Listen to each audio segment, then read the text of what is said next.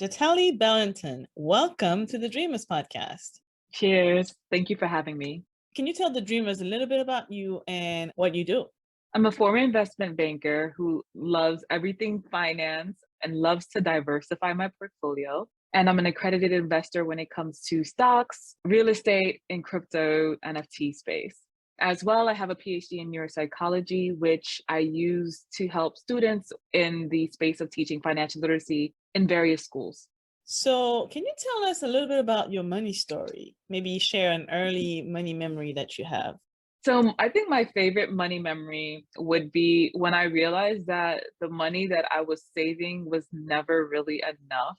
Mm. And what I mean by that is I thought I was so rich. I was saving up all my allowances and my dad would give me money and I would be like this miser and I'd spend it. And then I saw a red viper and I don't know why. It was something about the red viper. In the UK, I didn't see many of them. And then, so the first time I saw a red viper visiting the States, I was like, that car is amazing. I just want to buy it. I need that car. Dad, can I get it? And he's like, well, besides the fact that you're too young to drive a car, I don't think you have enough saved up for it yet. And I was like, what you mean? I don't have enough saved up for it. And I think I was about 9 years old. And up until that point, it never occurred to me how expensive cars can be or that my money wouldn't be enough because I thought I had a lot of money and I thought I was rich. And I was like, I have a whole piggy bank telling me otherwise. And long story short, I realized I did not have enough money. And he explained to me how much more I would need. And I was discouraged. I was like, forget this Viper. I don't even know if I would want a Viper when I'm older. And if I spend all my money, that's it. And so that was a teachable moment where I learned that my money, as much as I thought it was, that there were things that were more expensive than what I could have imagined. That's a good lesson to learn at an early age. You've shared in the past that you started working in investment banking at a young age. Can you tell Mhm. us more about that? How old were you when you got started? Okay, I did a paid internship starting at the age of 14, going into 15. And it was a program that was supposed to be teaching us about being in the business world. And we were able to go to different locations like McGraw Hill and work with other professionals in a corporate environment. And by the age of 15, I was able to start my first interview at Credit Suisse First Boston. And from that space, I was able to actually land the interview. But they were like, you have to wait till you're 16 to actually come and work here and do the paid internship during the summer. And so by the time I was 16, I already knew I was going to be graduating from high school early, which was really exciting for me. So my summer, I went to go work at Credit Suisse First Boston, and that was the beginning of my investment journey aggressively. Before then, I did little things with my dad, but I don't think I realized how much I loved finance and I love that world. But being on the trading floor or being able to see professionals working in ETFs and working in investment banking side of things, understanding how they did the analytical work. It was so exciting for me. And I realized that I loved finance for life probably at that moment. So, what drove you to do that when most teenagers are just busy hanging with their friends? What made you want to go even get an internship at 16? So it's a little bit sad, but my mother figure was really bad with money. And so seeing her struggle with money, seeing all the bad decisions that she would make because of money and her lack of money or her lack of knowledge on how to manage her funds, it really scared me straight. And even when I would look at some of my classmates, they were very privileged. And I felt like they didn't have certain concerns or worries and they would spend money. And although my dad was better off financially, I just had this other part of me that kept thinking, if something, God forbid, happens to my dad, or if I'm left in this world to just this woman as a mother and I'm supposed to learn from her, I'm in trouble. And I remember thinking, like, she can't help me financially. She can't raise me financially. I would have to be in a position to take care of myself. And so I think that fear made me, when other kids were going to the movies after school, decide I was going to be in a business suit or a business casual, going to school and running straight from school to go to like my internship. Because after I did my summer paid internship, I was asked to come back and stay on board if I would like to, since I was graduating early, as long as it did not interfere with my schooling. And so my dad said it was okay. And I just knew that that was what I wanted because I did not want to become an adult like her. And I just had this thought process that I would be able to enjoy my life later on in life. Hmm. And so if I missed those memories then, I would be fine. And in some ways I was right. And in some ways I was wrong. I'll be honest. Realistically, if I could go back, I might have taken one or two more play dates, right? More, one or two more days off. because realistically, I realize now that there's a lot that I missed out when I see pictures of my friends and how the things that they were doing after school. But overall, 90% of me is like, I would do it again. So you are the founder of Kids Who Bank. Can you tell us more about that? So I became a mom in 2015, and that was also the start of me leaving corporate. And when I left the corporate world to become a mother, I wanted to create a book to help teach my child one day financial literacy because I didn't like what I was seeing in the marketplace at that time. In 2015, I don't think there were that many books in the marketplace, nor did they show representation of people of color. Mm. And so I wrote this book, Wants versus Needs, and then it was turned into curriculum. I had a friend who kept pushing me, and she said, learn how to create a curriculum. And I started to take courses, and I have other professionals who had curriculums teach me about the modules and what I would need to do to become compliant. We started our first school was 2017. And between 2017 to now, 2022, we've been completed in over 288 schools around the world and around the United States. And so that's been really exciting. And now we're just doing more give backs in other countries like Ghana and Kenya, UK, the list continues. That's amazing. You shared before we started recording that you have helped 27 people become crypto millionaires. Yes.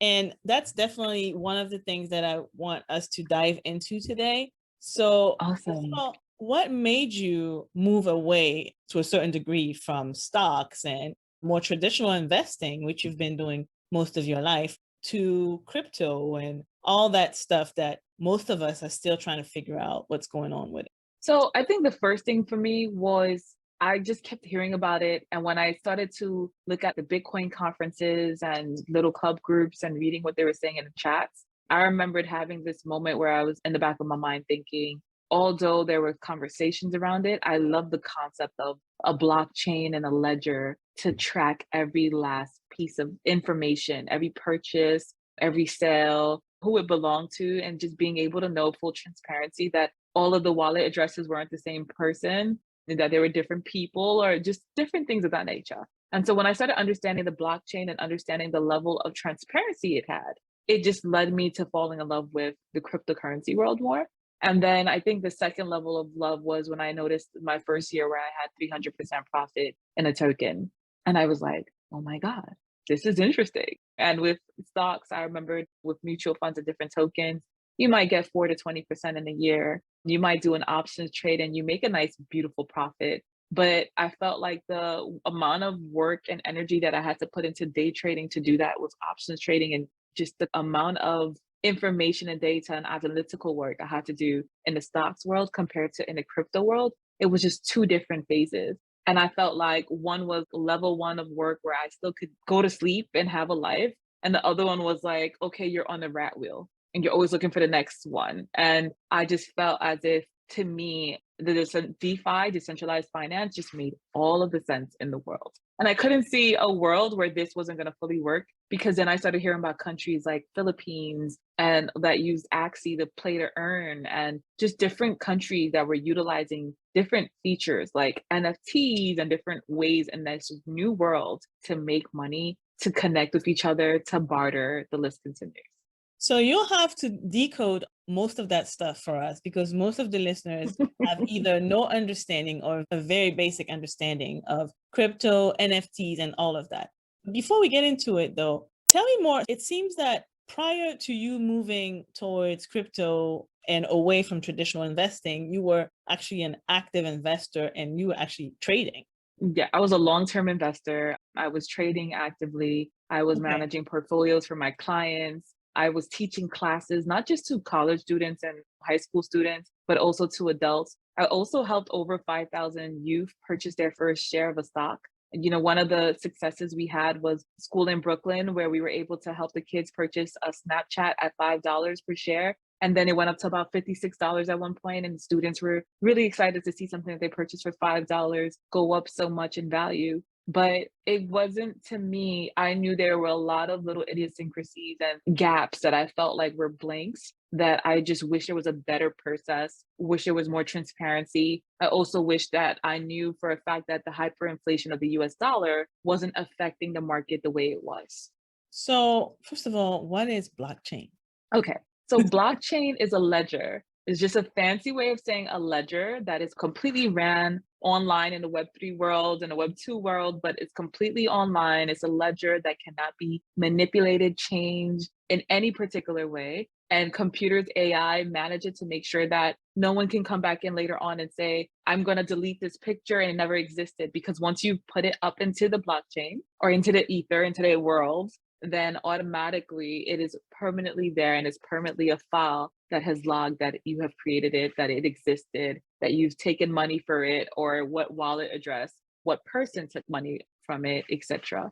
So help us connect the dots here. What does cryptocurrency have to do with blockchain? We have to keep it very entry No level problem. here. So cryptocurrency is a digital coin, digital money. Think of it as a bank. And then that bank has its money. You have the US dollar, you have all of these different coins. So cryptocurrency is a new type of money that does not rely upon the banking system, that is utilizing the computers and AI to basically do a barter system from one person to the next person. Its main thing is circulation, supply and demand. And so what makes certain tokens do very well are the fact that a lot of people are interested in them. And then sometimes what makes them not do so well is when people lose interest. Now, there's two different kinds of cryptocurrency. One is called a meme coin. A meme coin is a token that only has popularity because an influencer or a bunch of people saw an article and they all decide to run and buy it, but that token might not have any actual functionality or utility, which means that there's a very good chance it's going to have a big bubble. And it's just for 2 seconds. It's like a pump and dump. It might do very well, and then you might lose a lot of money if you stay in it and if you don't leave in time. And then the other type of coins are stable coins. Stable coins are coins that either have a lot of circulation and supply, which means there's a lot of demand for them. They have a function, like maybe they allow you to play games to make money. Maybe they allow you to have a virtual art gallery. Maybe they allow you to be able to go to a gas station and use crypto to make payments. Those functions will allow a lot of circulation and supply. And then the other type of stable coin is a coin that is exactly the same price as a US dollar. So like USDC and Tether and DAI, those are tokens that specifically, if you put $5,000, regardless if crypto goes up and down in value, it will remain at $5,000. And now how does that connect to the blockchain? So every dollar that you spend goes back to the blockchain. The blockchain monitors everything that is spent. And each different company, like there are major game players like Bitcoin, Ethereum, Solana, you hear those names a lot, Polygon. Those are 4 of the biggest guys in the game when it comes to people can purchase things with these tokens. And then they have their own mini blockchain, like Ethereum has etherscan.io, Polygon has Polygon Scan. And all of these different companies have their own version of a blockchain that monitors publicly everything, full transparency, what was purchased, who purchased it, what time of day. And if somebody returned something, everything is there. Every transaction, every sale transaction is public knowledge and information. Only difference is because it's numbers and alphanumerical thing called a wallet address, no one knows that it's you who's purchasing it unless they know your wallet address. That's exactly what I was going to get to, because I've read that people use, unfortunately, the cryptocurrencies for illegal activities as well. So I'm glad you clarified that. So when it comes to cryptocurrency, though, why should we care? Why should we should care because, well, to give you an example, imagine that you have a very good charitable organization that you would like to create. One of the luxuries that crypto can bring to the space is allowing people around the world who might come across your initiative to not just only support it, but pay you and give you money towards that idea, or actually be able to look at your business plan and do so. As well, depending what you're doing with the money, there's just many different ways for you to make money. So there's ways to allow your money to sit there, and instead of like in a banking system, imagine you put $1,000 in the bank. The average bank will only give you 0.03 to 0.09% profit on that $1,000. Now in the crypto spaces, there are a lot of different tokens that if you do something called staking, so the same way you put your money in a bank and you might put in a savings account and you don't touch it, they call that staking in the crypto space. And so if you stake and protect your money and you say, okay, I have this token, let's say I have Hex and I'm not going to touch Hex for 1 year, then they'll tell you, okay, for you not touching that money for 1 year, we're going to purposely give you 10% profit on your money. We're going to give you 20% profit on your money. We're going to give you 5% profit on your money for not touching that token. And as long as that crypto keeps increasing in value, now you're getting two benefits. The token that you didn't touch for a year might have came from $2 per share to $10 per share. And then the second profit is no matter what, you're getting a compound interest on your money. Whereas in the banking system, when you leave your money in a bank, once again, they're giving you on average 0.03 to 0.09%. One of my favorite banks is Navy Federal Credit Union. And it's because, it's not an ad. They don't pay me to say this, but it's because I know that if I put a certain amount of money in that account, I'm getting 0.5% on my money that's in that savings or checking account, or 0.25%, which is way better than the average bank. We do know that historically, unless you have a high net worth bank account, which a lot of people do not even understand how a high net worth account works. They just think that they can put $300,000 in a bank account and it's all protected. But realistically, the FDIC and the SIPC only protect a certain amount of your money. They might do 500,000, that's it. They might do 250,000 and that's it. And so if you don't even have the right proper bank account, you might have to have 2 to 3 different accounts. Or if someone was to scam and steal your money, let's say you had 300,000 in an account where the limit was 250, the bank by law only has to give you back 250,000. The other 50,000 technically is not really insured. So it's just little things like that where imagine you could have $5 million in an account in the crypto space. And as long as you protect yourself and you don't get hacked, then your 500,000 or your $5 million can be all in one account and you're fine, technically speaking. It's all about how you want to move your money and what kind of profits and what coins and what companies you like the most. So earlier you said that you could put your money and get 8 to 10% return, right? As opposed to putting in like a savings account. I remember, I think it's episode 45, Terry Ijeoma, she's actually mostly a stock investor. She doesn't really do much crypto, but she did mention that she does keep some of her money in a stable coin and she gets, I think, 8 to 10% return.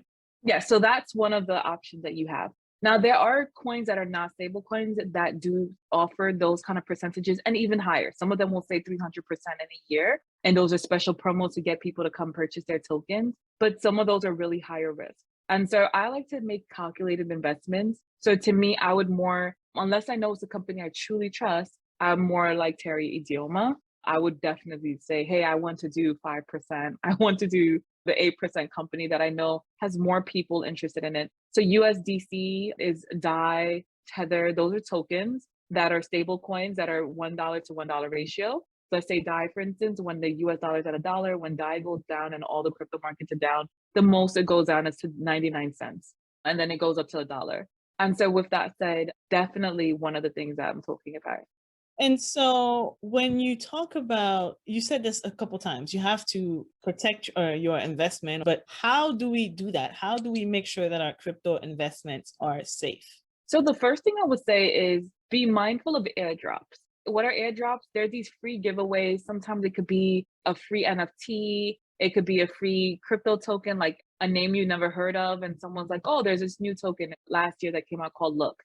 And when Look came out, LOOK, a lot of people were like, oh, they're giving away free tokens. I can get 3,000 tokens by posting in one of my pieces of art. And so they just jumped onto it. But what you have to be mindful of is that some of these companies will not have longevity. Some of them will not be able to keep up with the circulation or the supply or keep up demand. And what happens is you might lose money. So always doing your research. And so sometimes what these companies will do, they'll give you free tokens, which is called an airdrop, or free art, which is also under airdrops. And that free art will allow them to basically have access to your wallet address because you have to sign for that art.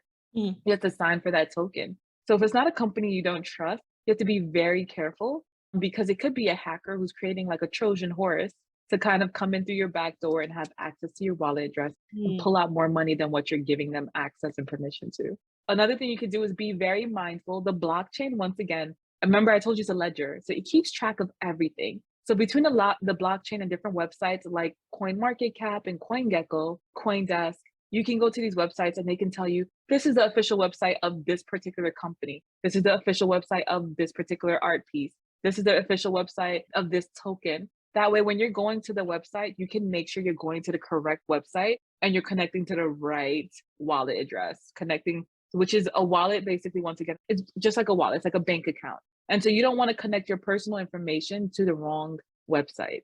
And so that's another way people lose a lot of money in this space, is going to, like, let's say if the website is .io, like my company website is bmumeta.io. So you might accidentally put in .com. If I didn't own the .com to my website, somebody can buy the .com and create a fake version of my website, and then you would upload your money and you would lose your money. Because once you lose money in the blockchain, that is the one thing I will say that I hate about crypto, is that if you send your money to the wrong wallet address, if you send your money to the wrong person, or if you give someone access to your wallet address, there's little to nothing you can do to get that money back.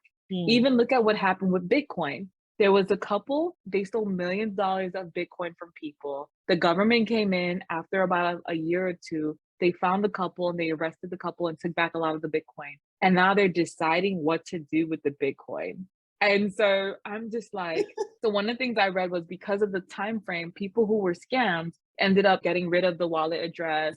They deleted it. They no longer had the private key. They no longer had access to the device that they used to send it out. So supposedly, in their best interest, they're trying to figure out a solution, because it's like, how do you prove that this wallet address or this money belonged to these individuals? So it's a little bit interesting. But when things like that happen, I want people to understand that unlike the SIPC or the FDIC, who protect your money, and as long as you can show your identification, gives you back your money, this is the Wild Wild West. It's a little bit different.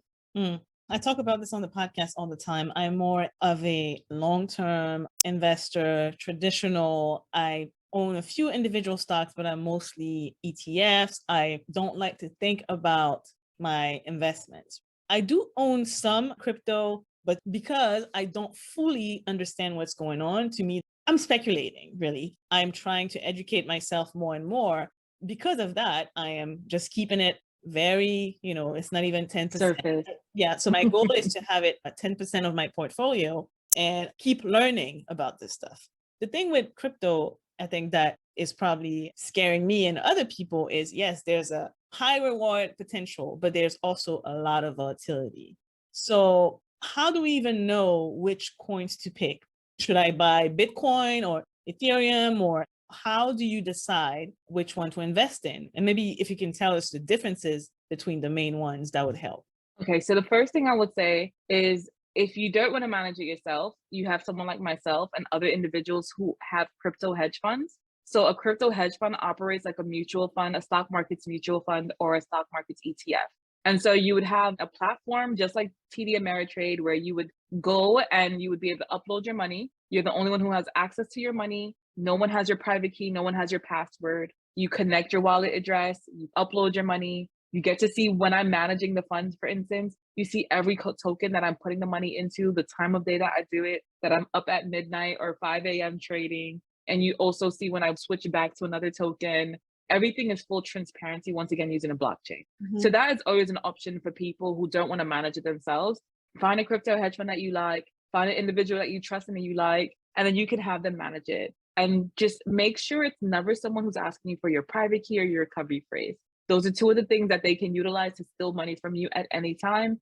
So if anyone asks for that, if any platform asks for that, just hide, run away as quickly as possible. So what should they get from you to be able? The only thing they should see is your wallet address.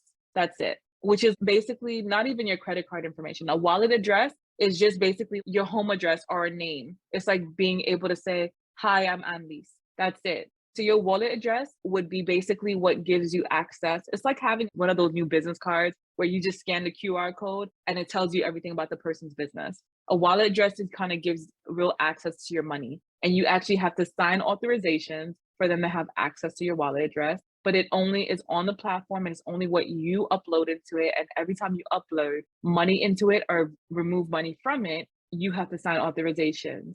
And there's a couple that you have to sign. So it's not like I can accidentally press remove or accidentally press add $10,000. You have to intentionally do so. The next thing I would say is this: how do you pick tokens? Once again, all roads go back to the blockchain, and then also different websites. Like, let's say, for instance, CoinMarketCap, just to use them as an example, because a lot of people know them. You can go on there and you can see how many people circulating are using this particular token. Let's say you're looking at Ethereum, you would be able to go on there and see how many transactions were happening at that minute or for the day or within the last 24 hours or within the last week for that particular token.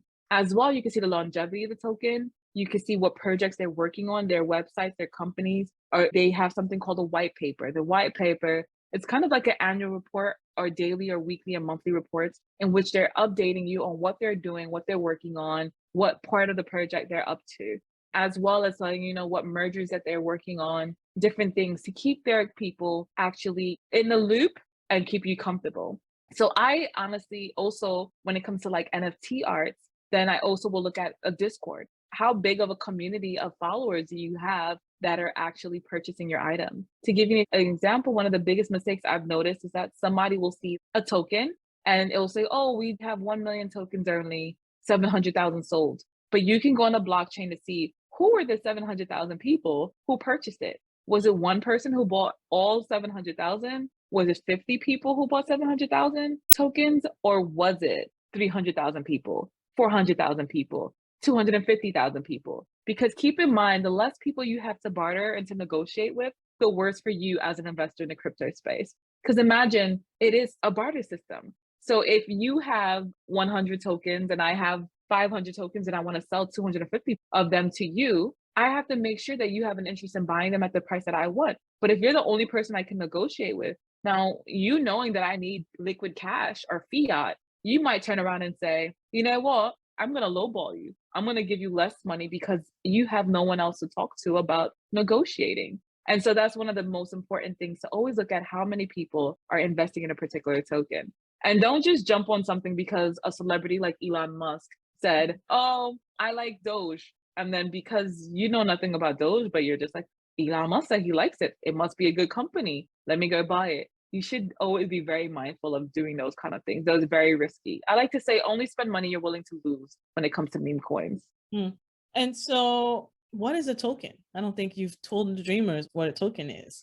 So token is just another fancy way of just saying a coin, a crypto coin. So it's cryptocurrency. You can think of it as like a coin of 25 cents, but the token represents basically the company and the money, the value of the money that you have in it, like a US dollar. And so like for Bitcoin, for instance, there's a certain amount of coins that are in circulation. Why is it that you can't make any more? What makes the blockchain so important is because Bitcoin, if they tell you when they come out, we're only going to release, let's say 3 billion of this coin, then they're not really allowed to go back and then change that number. They only created a certain amount of circulation. And so part of what makes people like them and want to be investing with them is the fact that they're like, oh, we're only releasing X, Y, and Z amount. So once they've released that amount, let's say the number was just hypothetically 3 billion. Once most of that is gone, they committed to their followers and the people who are purchasing that they were going to start burning. What is burning? It's basically shortening your supply of what is left so that it increases demand of what is already sold. If you have 3 billion, you might say, once we hit 2 billion in sales, I'm going to start burning 1 billion. And that allows people to have more energy, interest in what's left in the marketplace and brings up the price. Because supply and demand, if you only have 1,000 of them printed and you're not going to make any more, I'm going to pay more money for the 1,000 that has been printed. And so just like Kanye West Yeezys, when I teach depreciation and appreciation in the schools, we talk about sneakers. A sneaker like a Yeezy, one thing his marketing campaign has done very well is making sure that there's a limited supply. And then it doesn't matter if people have worn it or if it was sold 20 times, because that's the only one that is available. If it still looks decent or it still works, everyone wants it. And that's what's happening with Bitcoin. And so now that so many people have been purchasing it, we're looking at a time frame in which when the rest of the Bitcoin is completely purchased up now and there's no more Bitcoin to purchase, that means if you want it, you're going to have to buy it from somebody who has it. And what's to stop that person from increasing the price to whatever price they want to increase it to, especially if there are benefits with having that particular Bitcoin, discounts or different assets. Like in the NFT world, if you own a particular NFT like the Bored Ape Yacht Club, then what would happen? They might say, hey, you can get free access to all lounges. You can go to a celebrity-filled event without having a barrier that says VIP and regular holder here. And you're in a room rubbing shoulders with people that you've only seen on TV. And the list continues. If that's just the crusting of the beginning of some of the amazing stuff, as well as profits. Some tokens will give you, every time someone makes a sale, and there's something called gas fees, Now, gas fees are like a tax, a popularity tax that pushes what your transaction higher to the front of the line so you can execute your transaction quicker than anybody else. And so imagine a company that's telling you, because you own my token, every time someone pays a gas fee, I'm going to give you a percentage of it. And there are tokens that do that. You just have to find a community that you like. So are there any other cryptocurrencies besides Bitcoin that are limited? Like there won't be any more than this amount?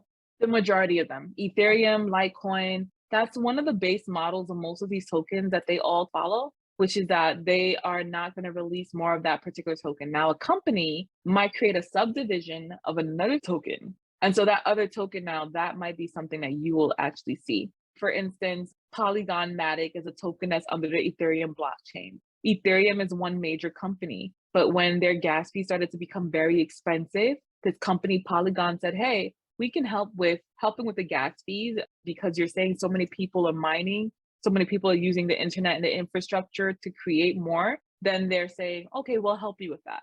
And so there was a negotiation made with them that, okay, well, we know people are impatient. So anyone who uses your platform, it'll take 7 to 15 minutes for the transaction to push over to your network so people can make purchases.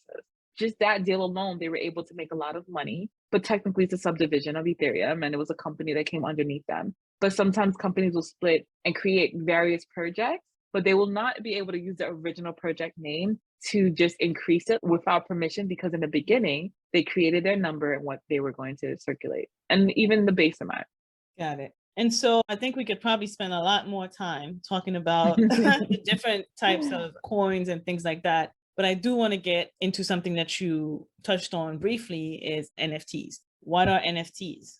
So the weird name, I don't know why it's called this, but non-fungible token. Yes. And then NFT, the name, I don't know who thought of that name. I feel like finding them and saying, why? Yeah, the name doesn't tell you anything about what it is. So imagine a digital asset that can be audio, aka music, or art, NFT. And the art and the music is something that's stored on the blockchain. And so people could sell their art or their music publicly, and everything will be tracked on the blockchain. So there's full transparency as to how much each piece was sold for, who has purchased it, who's the next person purchasing it, the list continues. And then on top of that, you can utilize your funds however you want to. You can create a utility one where it unlocks your workshops and classes. So imagine you're a teacher or you have your own online courses. You can make it that all your students have to buy this NFT, and then you can digitally be able to show people like, hey, this is how many courses I sold. As well, if you're not using some of the other platforms like Shopify, your rate as to how much you have to pay percentage-wise can be less, immensely less compared to some of the other platforms. As well, you're also building a community and a fan base, and you get to have royalties, which is the most important space in the art world. And so what we've noticed in the past amongst artists and painters, imagine you create an art, you sell it for $1,000, and then somebody else buys it 3 years later for $10,000. You would normally get no kind of percentage from that $10,000 sale. And if one day it sells for $100,000 while you're still alive, once again, you would get no profit off of that. And so people would say, why would I want just a digital art? Besides the fact that now there are digital art frames, a lot of these artists, some of the cool things that they're doing are they will actually have a physically backed painting. So you in the digital world would own like maybe one of a kind piece, or you can have a piece that there's only 700 of them and it's just this one picture. And then you can take that and you would then be able to purchase that. But then somebody might say, okay, but for $500 extra or $5,000 extra, you would then be able to increase the price and value of this and buy a physically backed version that you can have hanging in your house. And so what's really cool about that is when you look at companies that done very well, I mentioned Bored Ape Yacht Club earlier, just a year ago, they were at $2,000, $3,000 per token, per NFT. What's the name of the company? Bored Ape Yacht Club. And they're these ugly zombie looking little monkeys that you're like, why would I want to buy that?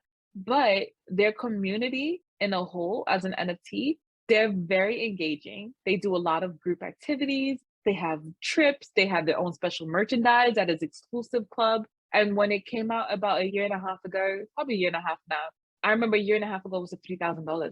And now the average is $100,000 per piece of art, a piece of ugly art. But you're not really paying for that. You're also paying for the community and the other people who own it. And this is the kind of the love that you can create in that NFT space. And then as well, imagine people around the world can attend your events or your art, see your art. Say more about that. How? So in the metaverse, there are virtual event spaces. And so those virtual event spaces, as well as virtual stores like OpenSea and Solana's Magic Eden, there's these different worlds, Foundation, that app. They're all different art worlds where you can put art or music, the list continues, and people around the world can automatically see it. And then in the metaverse, you can build your own mansion, art gallery, a house. You can build a shack. You could build a yacht and put it on a waterfront property in the virtual world. And that property can have your art. And people around the world, once you're promoting it, or even if you don't promote it, depending who your neighbor is, you'll automatically, organically have people coming to see your neighbor and look at his space, and then might come over to your house. And if you give permission, be able to walk into your house. And how you give permission is you leave your space completely open, or you can lock permission by making it that only people with certain wallet addresses have permission to actually enter the building door. And so if you have a special art gallery where you don't want anyone except for people who purchase to see your art, be able to come and see that, you would be able to tie their purchase with their wallet address. And so if I'm not an artist, I'm interested in NFTs. Tell me why NFTs are good investments. So if you're not an artist, it's a good investment because depending who the person is behind the art. For instance, I have my own NFT. My NFT is called Creatures of Wealth. My NFT is giving back to charity. Besides giving back to charity, as a person who speaks at conferences in different places, I have a lot of people who want to support the good things that I'm doing around the world in other countries, like in Ghana.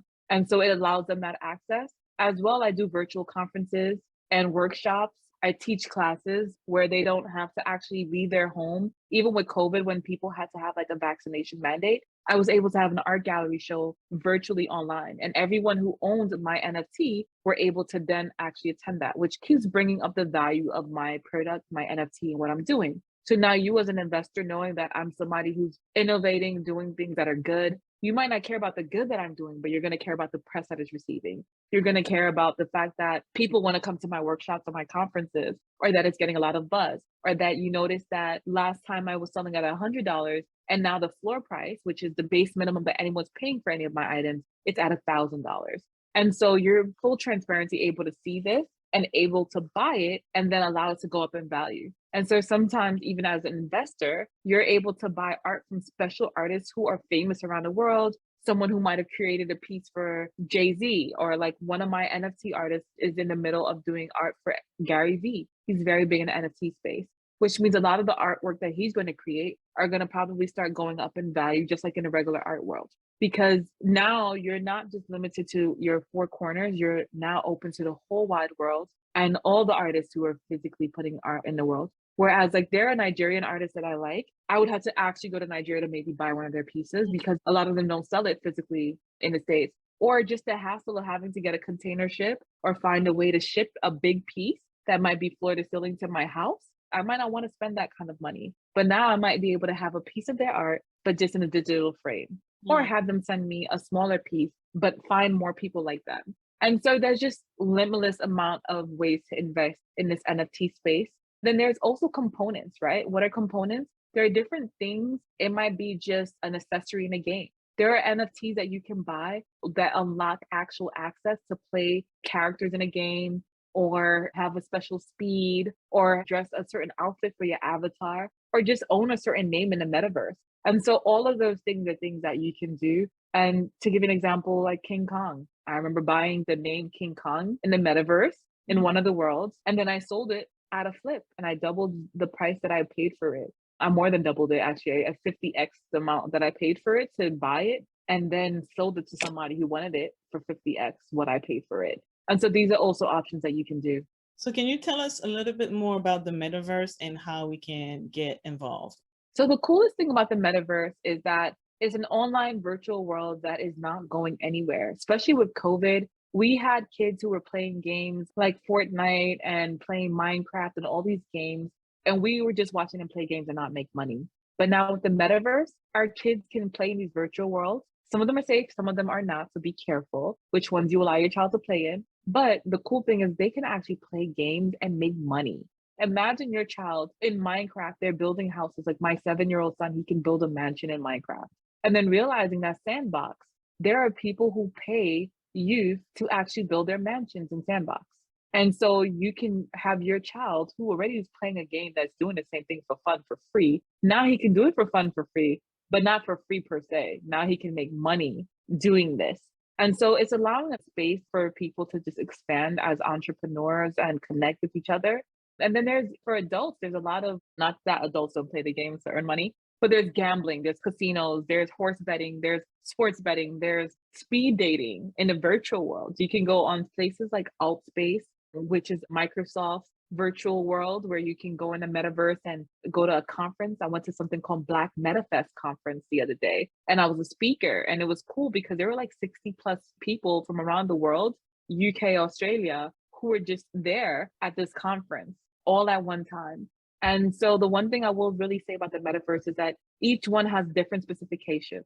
So if you look at the Oculus, a lot of people hear about these special Oculus glasses, and it's like a VR, AR world where you get to go into this metaverse and actually see people and shake their hands virtually, etc. Now, not all of them will have that or need that. But crypto voxel, you can do right from your cell phone, but you still have all the fun capabilities of being in the metaverse and having virtual real estate and having events. And then there are a lot of them you can stream in YouTube. And then you have places like Somnium where you need a gaming PC and not just a regular laptop. And some of them are not Mac friendly. So you just have to do your research before diving in. So I'm sure a lot of the listeners were overwhelmed by all this information. For Mm-hmm. anyone who wants to learn more about NFTs, the metaverse and crypto and blockchain, where can they go? So my website is bmumeta.io. So it's https:// B as in boy, M as in man, U as in up, M as in man, ETA.io. And so once you go to that website, you'll be able to connect with me, send me a message, see what workshops and classes we physically have available. And if there isn't one that you see that you would like, or if the prices, you're like, I can't afford this, but I'm very interested, feel free to reach out because we also have different like group chats and group workshops and things like that that we're doing that we'd be more than happy to help people and just jump into this world. I have a blog called Meta Health Blog that I'm just starting. And actually airdrops is my first article. And in that blog, I'm going to be talking about different things, keeping your meta health, because realistically, it can be a scary world. It can be an overwhelming world. And I want you guys to be safe, but I also want you to have fun in this space. All right. Well, Jatali, I'd like to end the interview with some rapid fire questions. Mm-hmm. Can you tell me about a book that changed your perspective on life? Breaking the Habit of Being Yourself by Joe Dispenza. And actually now I make all of my mentees read that book. I think it was an amazing book because working corporate, I lived in a box for so long. And when I became an entrepreneur, it was the scariest thing I ever did. And I had a lot of bad habits I think I had to break, such as just feeling that there was a ceiling and not knowing my value or my worth, or doubting when to ask for something because I was so used to going with the flow and working hard and whatever crumbs I was giving, just being happy with it. And I felt like that book changed that mindset for me. What's one thing about money you wish you could tell your younger self? Invest more. You could start from younger. You don't have to be a certain age to have certain things. I used to think that, oh, when I'm in this age group, then I'll do X, Y, Z. And now some of the things that I thought I would have to be in my 50s to do, I'm doing now in my 30s, and I'm only 36. And so I feel like I would have gone to myself and been like, at 18, you could be technically managing 30 properties. And there's no age to managing it. There's no age in which you can jump into it all. What's the best investment in yourself you've made so far? Becoming a mompreneur, hands-on mompreneur, and homeschooling my son, because I felt like it allowed me to be a hands-on mother and see the world with my son by my side. And it's something that was definitely, I did it for myself. I did it for him, but I did it as much for myself as well, because I know one day he's going to be an adult and he'll have his own life and be married, but I will never lose out on these moments. And I can travel freely with him. That's the best part of homeschooling. Filling the blank in 3 words or less. Money to me is freedom, wanderlust, fulfilled, transparency. What do you want your legacy to be? Here's a woman who helped the world become financially free while not going broke. Love that. Well, Jatali, thank you so much for being a guest on the podcast. please tell the dreamers where to find you. So you can find me at bmumeta.io. You can also find me on Instagram or Twitter at Jatali Bellanton, my name, or BMU Meta. So either or Instagram or Twitter, if you put in either name, you'll be able to find me. All right. Well, thank you. Thank you for having me.